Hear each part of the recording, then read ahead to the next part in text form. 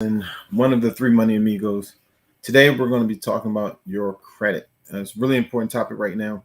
But as you all know, one of the tax deadlines was October 17th. So two of the three money amigos are recovering from the sheer amount of work that they've put in over the last couple weeks to make sure all their clients are taken care of. So we do not have with us today Attorney Beverly Winstead from the law office of Beverly Winstead. And if you're looking for anything tax controversy related, or if you're thinking, I still have some tax matters that I haven't addressed, please reach out to her firm. You can reach her firm at www.irshelpattorneys.com. Again, that's www.irshelpattorneys.com. If you are, in need of accounting services and you're looking for a professional CPA firm, of course, you can reach out to Joyce Sistrunk, CPA, at pgs-cpa.com. So today, what are we talking about? We're talking about your credit. Why is that important? As interest rates go up and money becomes more expensive for banks to borrow, they pass those expenses on to the consumer, which in a lot of cases would be the borrowers, us, people who go to banks to get loans, people who have credit cards. And I don't know how many of you all understand how credit bureaus work or your FICO score. We're going to go into that a little later. But it's very important to know that the worse your credit is, the more expensive it is for you to borrow money. And so essentially the cost of money is going up. Those who have better credit will get money at a cheaper rate than those who have bad credit. It's that simple. If your credit score is really, I say like a 700 or lower, you're getting subpar loans, subprime loans.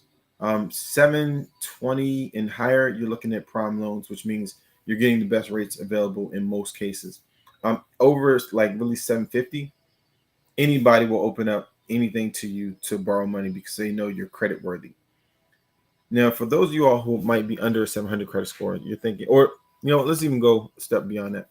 For those of you all who don't know what your credit score is, you can go to freecreditreport.com. If you're listening to this, I suggest you go today, freecreditreport.com, and you can pull your credit score. If you pull it, understand that Experian might be different than TransUnion, and those credit scores, they're not going to be based off all the same information, although they're all coming from the same credit bureau. You want to request a report, take a look at your report, see what on there is inaccurate, what on there is probably old and should have been taken off. Maybe I don't hear a lot of people talking about this, but on your credit report, if you have something that you've been paying on time, and you have a very good reputation of maintaining that debt, but it's not on your report, you need to call and figure out why it's not on the report, because that can increase your score. And very, very seldom do I hear credit repair companies or people talk about the fact that you can actually look for the good things that may be missing. If you've been paying your car note on time every month for the last 5 years, but it's not on the report, figure out why. Send in a note. You can contact your whoever you have the loan through and ask them to send in the information to your credit bureaus. These things can help your credit score. I do also agree, if you see something on there that's not appropriate, that's not you. Maybe it's your sister or brother or mother or father, and you all have a very similar name, and it ended up on your credit report. You need to dispute it to have it removed from your credit report to improve the score. Now, for those of you all who are thinking, "Oh, I don't have either one of those haven't been an issue for me. I just don't have enough credit." If you don't have enough credit, then you might want to, I suggest, if you're starting off with credit, if you're a young person listening to this, or if you're an older person who's normally dealt in cash, get a secured credit card first. Don't just go out and start applying for, a million credit cards. Because number one, the number of inquiries on your credit report, I think once it goes beyond 3, begins to look and affect your score as if it were bad credit. So you don't want to just apply, and maybe you have $1 million in the bank, but you just have no credit history, and these credit card companies turn you down. Then there are not only inquiries on your credit report, but denials.